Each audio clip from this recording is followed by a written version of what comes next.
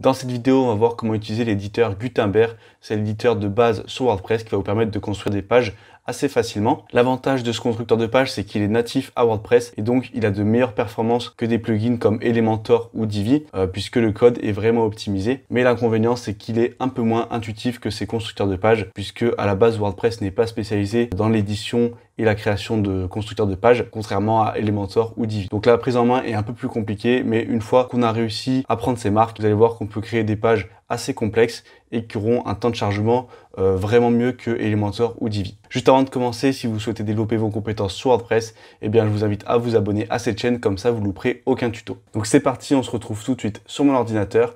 Là, on est sur le tableau de bord WordPress et on va aller modifier une page. Je vais prendre ma page d'accueil qui est vierge et on va la créer avec Gutenberg. Quand on arrive, c'est très simple. Ici, on a le titre de la page qu'on peut modifier. Là, on va pouvoir cliquer sur le petit plus pour ajouter un bloc. On verra juste après les différents blocs qui existent. Ici, on peut avoir quelques informations sur la page, par exemple le nombre de mots. Ça peut être intéressant si vous vous intéressez au référencement et que donc vous avez un nombre minimum de mots à écrire. Et la vue liste, on verra juste après à quoi ça sert. C'est utile quand vous avez beaucoup de blocs sur votre page pour retrouver un bloc particulier et bien comprendre l'architecture de votre page. Ici, on peut basculer notre page en brouillon, on peut la prévisualiser, mettre à jour, puisque moi je l'avais déjà publié cette page. Là, on a une petite roue crantée de réglages. À chaque fois, on aura soit des réglages spécifiques à la page, par exemple, est-ce qu'elle est visible par tout le monde en privé ou protégée par un mot de passe, la date de publication. Ensuite, vous pouvez également changer le lien. Moi, c'est une page d'accueil, donc il n'y a pas de lien. Mais si vous avez une page en particulier, bien là, vous allez pouvoir changer l'URL. Vous pouvez définir une image mise en avant. Ça, c'est intéressant. Dans les résultats de recherche Google sur mobile, l'image sera affichée. Et si vous partagez le lien de votre site à quelqu'un de cette page en particulier, eh bien l'image sera également affichée, notamment sur les réseaux sociaux ou par message sur iPhone. Ensuite, ici, est-ce que vous autorisez les commentaires? Souvent, sur une page, on va pas mettre de commentaires puisque c'est pas très utile. Et les attributs de page, c'est des options un peu plus avancées qui sont pas forcément intéressantes. Et ensuite, là, vous avez trois petits points qui sont des options supplémentaires. Barre d'outils supérieure, c'est tout simplement ici quand je clique sur un bloc et que je marque du texte. Ensuite, là, j'ai une petite barre d'outils qui apparaît. Si je coche barre d'outils supérieure, on verra que cette barre d'outils apparaît tout le temps ici, au lieu d'apparaître juste au-dessus du bloc. Ça peut être pas mal pour avoir un espace de travail un peu plus épuré. Moi, je vais laisser par défaut. Ici, on a le mode mise en lumière. C'est utile si vous avez plusieurs blocs. Là, je vais remarquer du texte. Et vous voyez qu'à chaque fois, les autres blocs sont un peu grisés. Et il n'y a que le bloc actif qui est vraiment noir et mis en avant. Donc ça peut être utile si vous avez vraiment beaucoup de blocs et que vous souhaitez vous concentrer sur le bloc actif et avoir les autres blocs un peu moins visibles. Moi, je vais le désactiver. Là, pareil, le mode plein écran, moi, j'aime pas trop. Ça enlève toutes les options. Ça peut être utile si vous voulez avoir vraiment un espace de travail épuré, avoir aucune distraction, notamment si vous rédigez du texte et que vous faites un article de blog. Mais moi, je préfère avoir toujours le panneau de WordPress visible. Et ensuite, on a d'autres options qui sont pas forcément très intéressantes. Donc, je vous laisserai voir si ça vous intéresse. Mais nous, on va pas s'y intéresser pour éviter que la vidéo soit trop longue. Là, on peut voir que j'ai différents blocs. J'ai 3 blocs de texte qui sont l'un en dessous de l'autre. Et pour chaque bloc, à chaque fois, on a différentes options qui se présentent ici. Donc bien sûr, ça va dépendre du type de bloc. Là, vu que c'est un bloc de texte, on a la taille de police qu'on peut choisir comme ceci ou marquer une taille en pixels, par exemple 25. Ensuite, on a les réglages de couleurs. On peut mettre une couleur de texte qui sera différente, mais également une couleur d'arrière-plan qui va s'appliquer sur tout le bloc. Et on peut voir que selon les combinaisons de couleurs qu'on met, WordPress nous donne des petites indications. Ça peut être pas mal. Là, il nous dit par exemple que c'est difficilement lisible et il va nous conseiller d'avoir un contraste un peu plus marqué, par exemple un fond noir et un texte blanc. Moi, je vais réinitialiser les réglages et rester en mode par défaut. Ici, on peut mettre une lettrine, c'est-à-dire que la première lettre sera en gros. Et ensuite, on a des options avancées si vous faites du code CSS ou que vous voulez mettre une encre HTML. Ici, on a quelques réglages supplémentaires. On va pouvoir mettre en gras ou en italique une partie du texte. On va pouvoir insérer un lien en cliquant juste ici. Vous avez juste à taper votre lien et vous pouvez cocher cette case pour ouvrir dans un nouvel onglet. Ça, c'est très pratique, enfin c'est même obligatoire si c'est un lien externe pour éviter que la personne quitte votre site. Comme ça ouvrira le site externe dans un nouvel onglet. Et en cliquant sur cette petite flèche, on a des options supplémentaires qui ne sont pas forcément utiles. Le texte barré, ça peut être bien si vous avez une boutique en ligne et que vous mettez un ancien prix que vous allez barrer et un prix plus bas qui est le prix actuel. Mais après le reste, je pense que vous en servirez pas trop, notamment les exposants et les indices, c'est pas très utilisé. Ensuite, sur les 3 petits points, on a encore des réglages supplémentaires. Eux, c'est les mêmes sur tous les blocs. On va pouvoir copier un bloc, le dupliquer, insérer avant ou insérer après. C'est tout simplement pour naviguer et ajouter un bloc avant ou après. Donc ça peut être un petit raccourci pas mal. Vous pouvez modifier en HTML directement comme ça pour avoir une mise en forme un peu plus avancée. Nous, on va repasser en mode visuel et vous pouvez retirer le bloc en cliquant juste ici.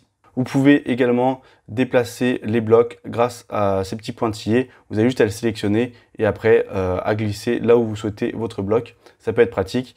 Et sinon, vous pouvez utiliser les petites flèches juste ici pour pouvoir les déplacer également. Puisque parfois l'éditeur bug un peu et vous allez sélectionner votre bloc comme ceci et la petite barre bleue ne va pas apparaître là où vous souhaitez déposer le bloc. Donc parfois ça peut poser problème et il vaut mieux utiliser les flèches pour que ça se déplace correctement. Et vous pouvez également modifier l'alignement du texte. Donc ça, c'est des réglages vraiment très basiques. Je vais retirer les blocs et je vais appuyer sur le petit plus, cliquer sur tout parcourir pour qu'on voit les différents blocs qui existent. On a le paragraphe, c'est celui qui s'était mis juste avant. Automatiquement, dès que vous tapez du texte, ça va se mettre un bloc paragraphe. Mais vous pouvez également mettre un titre. Donc là, ça va être utile pour avoir des balises HTML.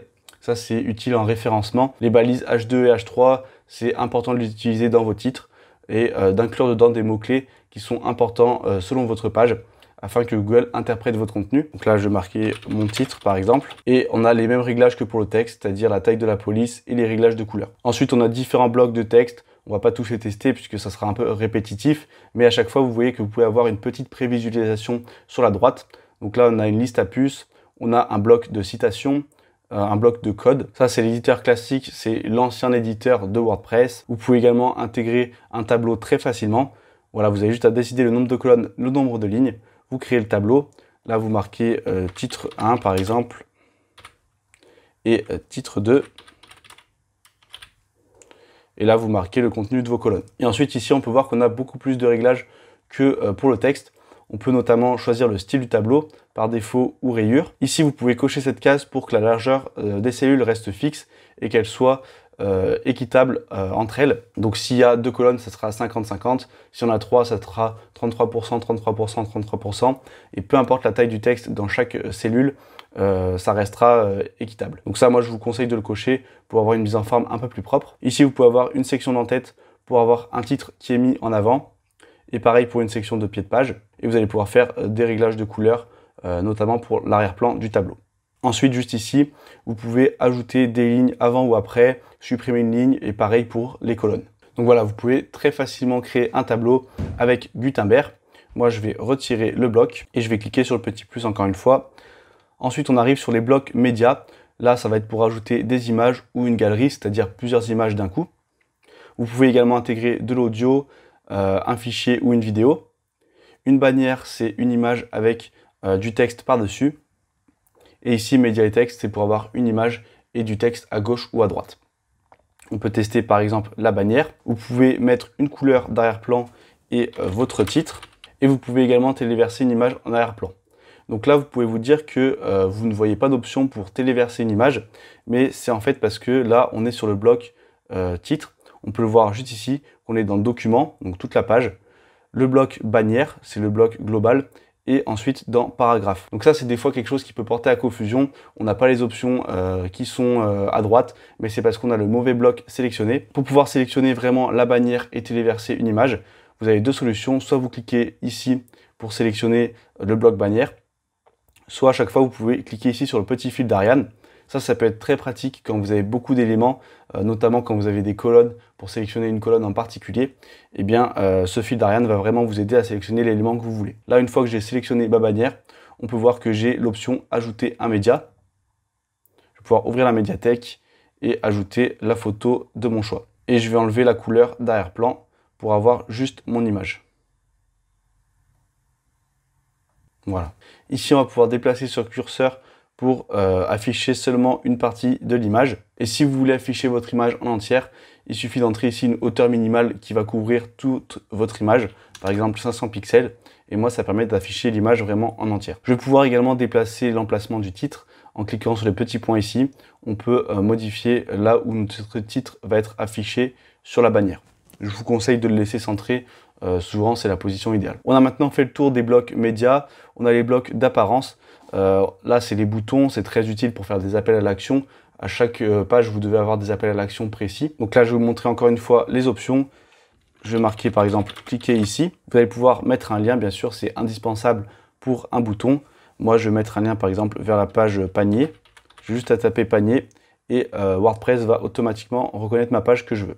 Ici, on a les mêmes options que pour un paragraphe, c'est-à-dire qu'on peut mettre en gras, en italique ou avoir d'autres éléments comme ceci. Et sur la droite, on va pouvoir modifier un peu le style de nos boutons. Par exemple, avoir juste le contour au lieu que ça soit un arrière-plan. Ici, on va pouvoir régler les couleurs, donc celui du texte et de l'arrière-plan. On peut mettre également des dégradés qui sont prédéfinis ou bien modifier les dégradés nous-mêmes. Bon, les dégradés, c'est à utiliser avec précaution. Vraiment, si vous savez ce que vous faites, vous pouvez en mettre. Mais souvent, ça peut créer quelque chose de pas terrible. Donc, faites bien attention. Moi, je vais le laisser juste pour l'exemple, même si là, le rendu n'est pas terrible. Et là, on va pouvoir mettre un rayon de bordure. Plus on va mettre un rayon élevé, plus le bouton va devenir rond. Alors que si je mets 0, on peut voir que c'est un bouton complètement carré. Moi, je vais mettre un peu de bordure, par exemple à 7. Ici, vous allez pouvoir régler la largeur du bouton. Par exemple, si vous mettez 100%, vous voyez que c'est un bouton qui fait toute la largeur du contenu.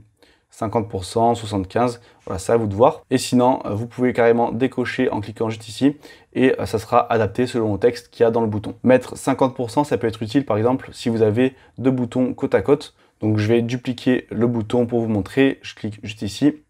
Et là, je vais mettre 50%. Et pareil pour celui-ci. Comme ça, on a une mise en forme qui est un peu plus propre. Vous pouvez avoir, par exemple, ici du texte et ici du texte et une image. Et avoir à chaque fois un appel à l'action juste en dessous. Là, on peut voir que mes boutons se sont mis côte à côte. Et donc, si vous voulez mettre du texte côte à côte, avoir deux textes différents, eh bien, il va falloir passer par les colonnes. Pour cela, c'est très simple. Vous avez juste à ajouter un bloc colonne. Donc, si je survole ici, ou plutôt ici pour l'ajouter au-dessus, on va cliquer sur ajouter un bloc. Là, on va marquer colonne.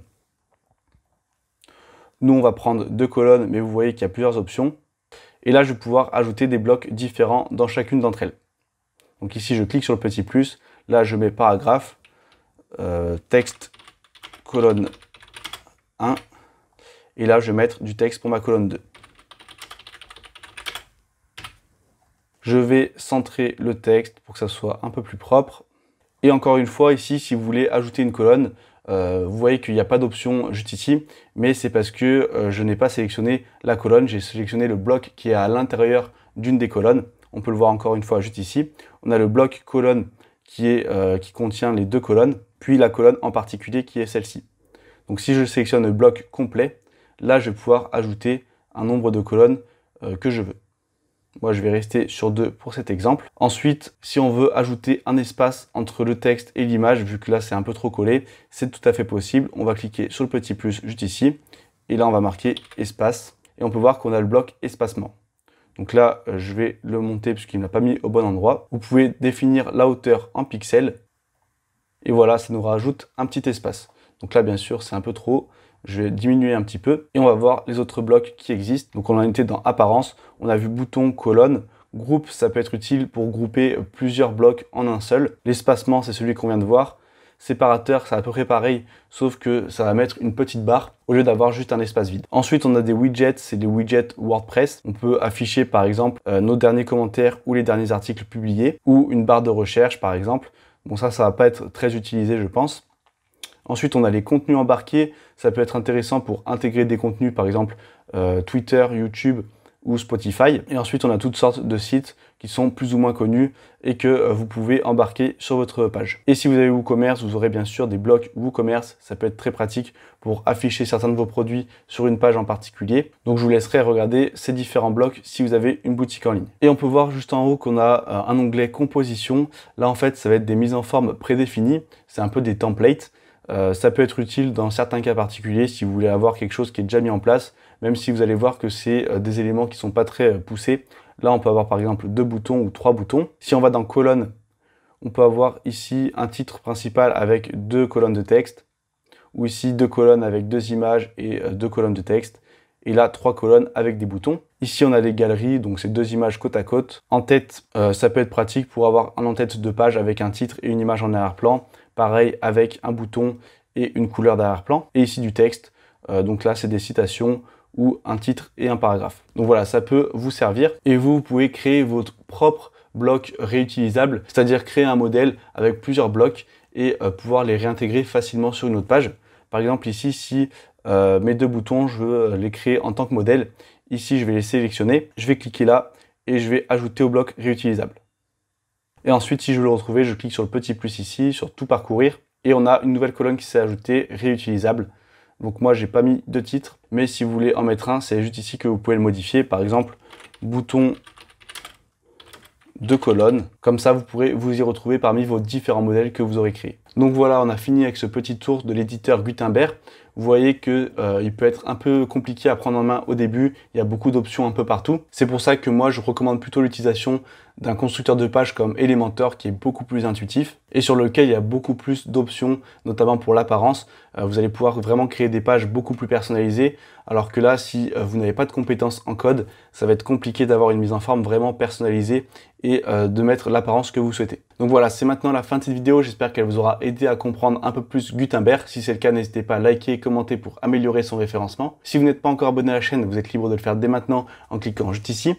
Et si vous voulez aller plus loin et vraiment développer vos compétences sur WordPress, vous pouvez rejoindre gratuitement le Club WordPress, c'est le bouton qui est juste en dessous, et vous recevrez des conseils exclusifs directement dans votre boîte mail. Et moi je vous dis à très bientôt pour une nouvelle vidéo.